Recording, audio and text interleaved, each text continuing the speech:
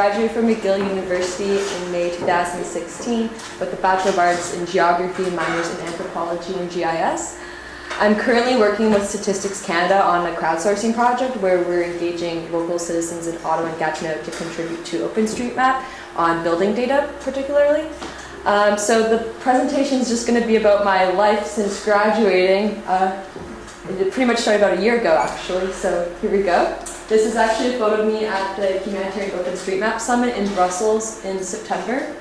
I'm there. So January 2016, I'm starting my last semester at McGill in my undergrad, and I have no clue what I want to do once I graduate. No plan. But then I took the principles of the Geospatial Web that Renee Sieber taught, and it was a great experience because I got to learn about front-end development, using JavaScript, HTML, CSS to design. I started to learn about how to collect data and to make web maps with that data. It was great because I got to learn kind of what I was in, or I got to visualize data that I was interested in, and I got to be creative at the same time, which I always like to do.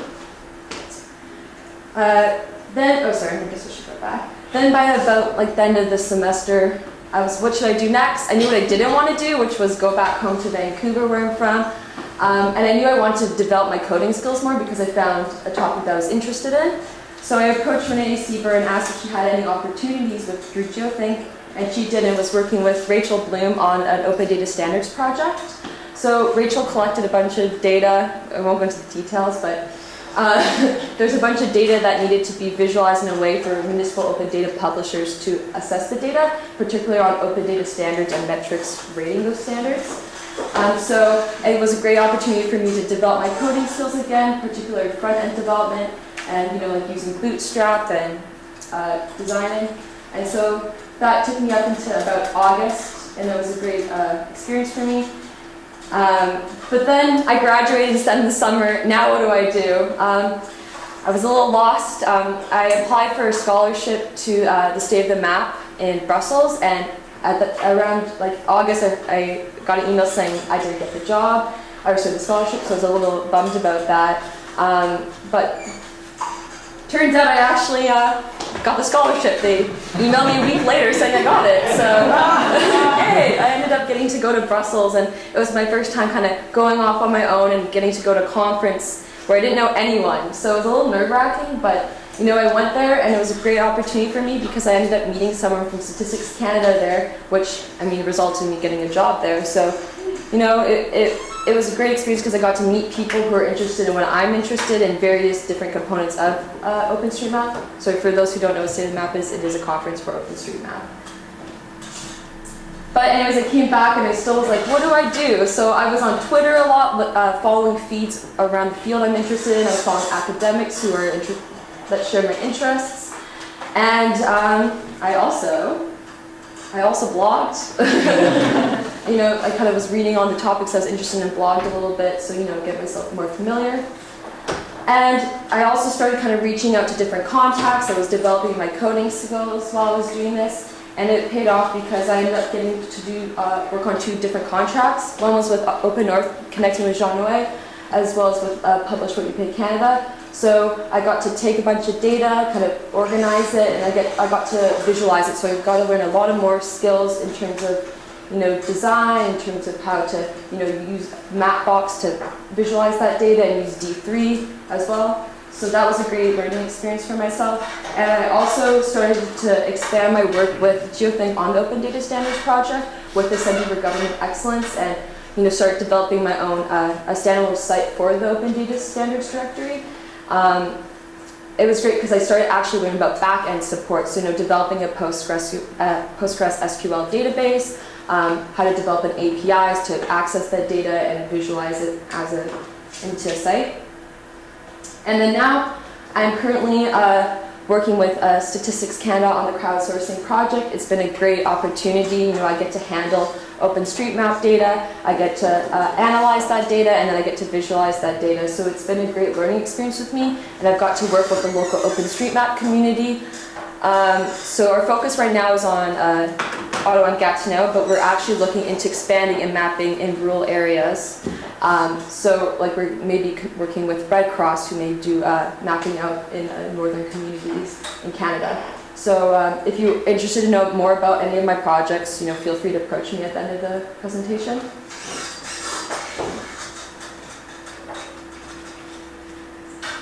So, anyways, the point is it's just a lot of data, and this is like me starting to understand how to handle large amounts of geospatial data, how to interpret it. So I'm now focusing on my analytical skills and improving those, and then taking this data and telling a story with that data. So like using Mapbox as a way to visualize the data and use data-driven styling. So for this case, I'm just showing what buildings on OpenStreetMap are valued as yes and which ones are others. So I'm trying to target people to start focusing on mapping out what types of buildings all those light blue ones are. And what's up next? Well, I'm actually going to do an internship in Ayacucho, Peru with Mapbox. I'm going to be working with the team there on contributing to OpenStreetMap as well as teaching them English. So I'm really looking forward to that experience and getting to work with the Mapbox community. So just some little tips. Don't limit yourself, follow your interests and apply. I never was really confident in myself, but when I found something I was interested in, it really improved my confidence and it kind of drove me to go out and do the things I want to do. Apply to scholarships. Don't, just because you may not have the requirements that they request, still apply. It doesn't hurt. It may work out for you. Like I applied for the OpenStreetMap scholarship, I didn't think much of it, and it turned out I got to go to Brussels for free and get to meet a lot of people. And it turned out I got a job through that experience. Network as much as you can. People give you connections, reach out to those connections, it can pay off. And for me, it was also paying attention to Twitter feeds. It could be other social medias, other public forums, whatever it is for your field. Anyways, yeah, so come talk to me if you want, or email me, or check out my GitHub account. I'm currently completing my co-op stage or my internship with the Smart and Digital City Office of the City of Montreal. So my job title is an Open Data and Smart City Analyst. Some of the things that I'm doing right now are evaluating best practices and impact of regional federal open data portal, as well as support the development of a plan for the city, participate in a regional open data portal. I'm also preparing recommendations for the City of Montreal based on best practices in the context of Montreal. So I'm doing a lot of research right now. A little bit about my past. So I'm probably going to be the outlier here. So I completed my undergrad at McGill University. I did a combined honors in health studies and gerontology with a minor in French and a certificate in leadership and management for the non-for-profit sector. And then because that just wasn't enough, I decided to go to the University of Waterloo to complete my master's, which I'm doing right now. So I'm doing my master's of public service. Many of you probably have no idea what that means. It's very similar to Master of Public Policy. Actually, it's almost identical to that. It's just Waterloo being Waterloo, wants to be unique and comes up with a different program name.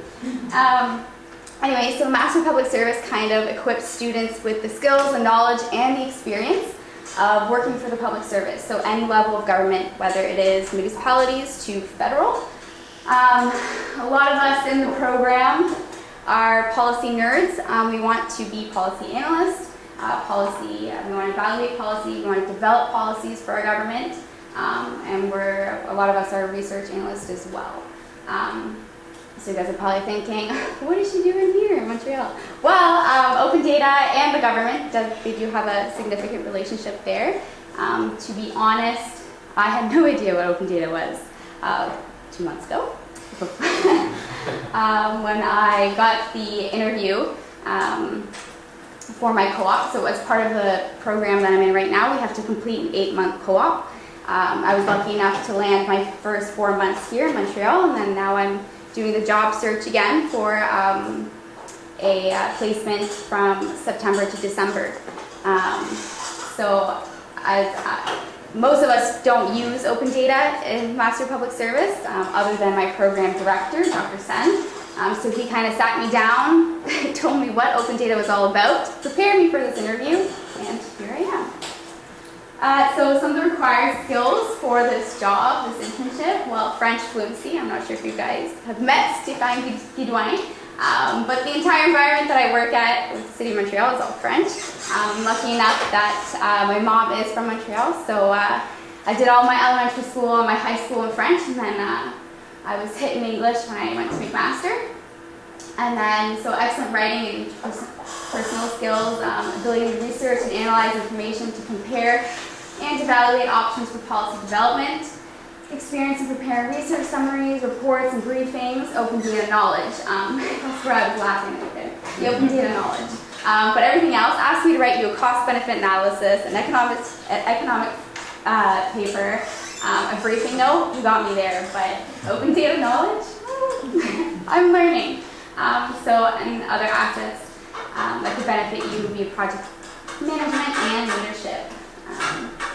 So skills I had to learn on the job, open data, obviously. I've only been there for a month, so I started May 1st.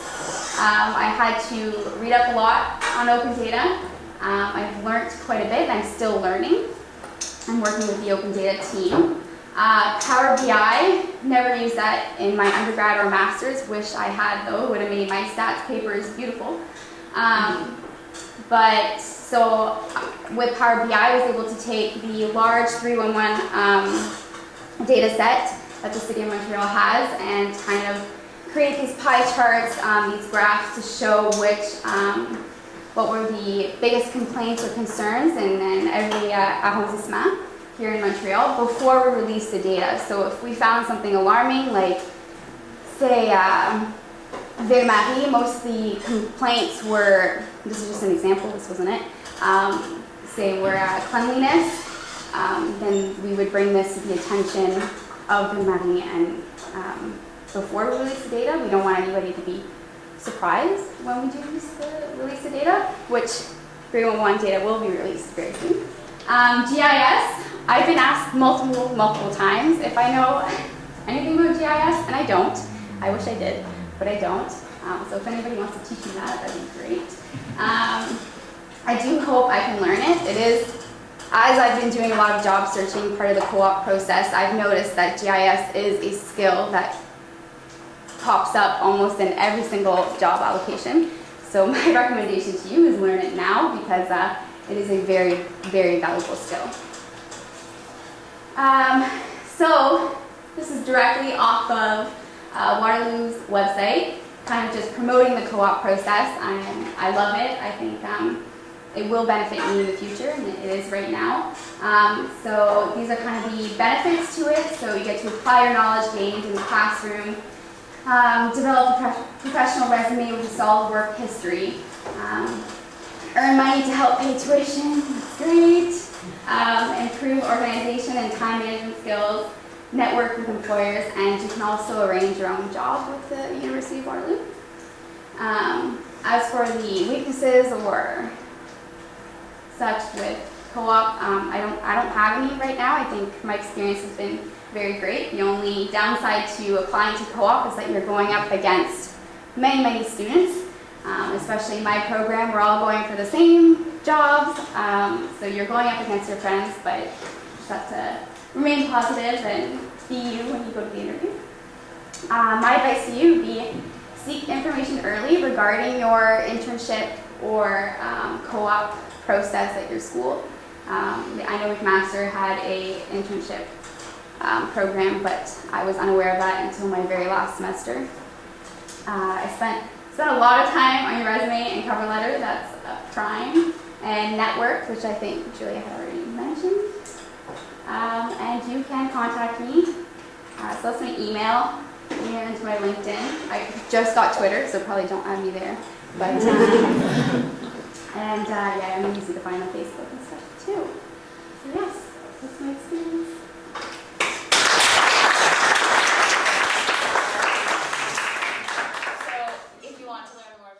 Was actually, I studied at McGill. I majored in geography and IDS, but I sometimes forget I majored in IDS. What's IDS? International Development Studies. Sorry, guys. But yeah, I majored in geography. I got interested in this field because I took a class with Professor Sieber, learning about geospatial tools and the geospatial web. I had to learn how to code for that class. I learned I'm not very good at coding, but I was really interested in the topic. I like making stuff. I think a lot, maybe people in research feel like sometimes having a product to your work, sometimes in the form of a map or some kind of tool, it feels good. So I really like that aspect. So after the class, I went to Professor Sieber. I asked if I could be part of Geothink. I asked if I could do any project she had. I would be willing to do it. So the project that they were working on that I took over for the grant was doing research on open data standards. And at first, the project was just creating an inventory summarizing what standards exist for open data. It was very descriptive. Sorry about that. It's very descriptive. I don't know if I should have. Where is that coming from? So this might go as an assistant for calls, so when somebody calls me, it triggers a notification. Sorry about that. Your technology is too smart. So yeah, that work was very descriptive. It didn't start that challenging, but as it was commissioned by a partner city on the grant, and they took a look at the work, the inventory I was building, and they said, okay, well, this isn't that helpful. I'd like to know which standards are good. And I think that was really when the challenging part entered the equation, that kind of normative question of what's good, what's bad for a city. And from there, the project kind of took hold. I created a set of metrics for standards for open data, that specifically data that is meant to provide interoperability. So I think you guys have all learned about the smart cities. That's really important to governments so that they can exchange their information automatically. So I did that project. I ended up building a big database with certain criteria sets. And there was interest from other researchers and cities to continue the project. Sorry, I'll speed it up a bit. I'm moving very slow, but that's how I met Julia. She helped to visualize the database I created for the standards. And from that visualization, we were able to work with some great people. Through Geothink, through Professor Sieber, I got to meet James McKinney, who introduced me to MISA. And also I got to be introduced through also James to the Center for Government Excellence at Johns Hopkins University, and I got to work with researchers there. So I think Geothink provided this really great network to meet other researchers who were also interested in the work and who also realized why the work was important and wanted to collaborate further on. So that project actually still exists, I'm excited to say, and Nick is actually here, and he's going to be taking over the project for the summer, which is really exciting. It's good to see that work I did for Geothink, and it's appreciated and it's living a long life. So that was really exciting for me. And then after that work, I graduated from McGill University. I graduated with an honors. I did my thesis in the Department of Geography under Professor Renee Sieber about the project I started about standards, which is really great because I got to work with cities. I got to ask them about how they make decisions about open data. I got to design a survey, which was really, really hard. It's a super painful process, but it's really rewarding once you get the results.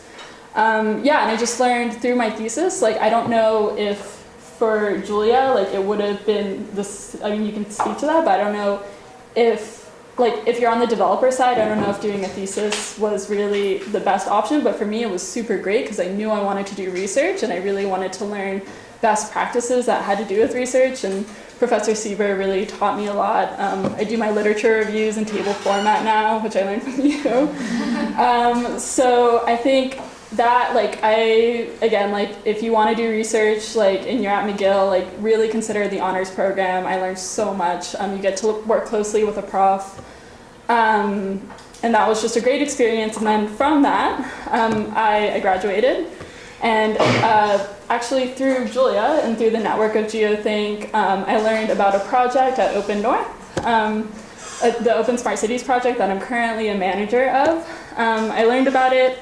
And I interviewed for it, and it seemed like a really great fit because of all the work I did at Geothink. And I'm really lucky I get to work with a network of professors from various institutions, from Carleton, University of Toronto, and SIPC in Toronto. So it was really just a great opportunity. I'm so lucky to be part of it. And it's due to the network that Geothink offered me. I'm really lucky to have been a part of this. In terms of my advice, I think a lot of you guys are working in really cutting edge fields. That's really exciting. For me, it gave me the opportunity to really push the boundaries, which is exciting, and I got to go. It's a pretty short step to the front of my field because no one really does work on open data standards. There's only a few of us, so I really got to meet with the people who are leading in that field, which is I think is a huge advantage. So I think if you can find gaps that exist in your research and really pursue them and take chances, I think that is a really good skill set to have. And also just identifying where your strong suits are. I'm not a good programmer. I can admit that I think there'll always be someone who can do it better and faster. Julia did a great job visualizing my database, but I'm really strong in my research. I'm really strong with my practices. So I knew that's where my skill set lied. So it was really useful to me as I moved forward to Open North. And I think I talked a lot about how I got to Open North, but I'm also happy to say a little bit about the Open Smart Cities project at Open North since the topic this year at the Summer Institute is Smart Cities. So if anyone has questions, please, I'd be happy to answer it. Oh, and don't underestimate the importance of conferences.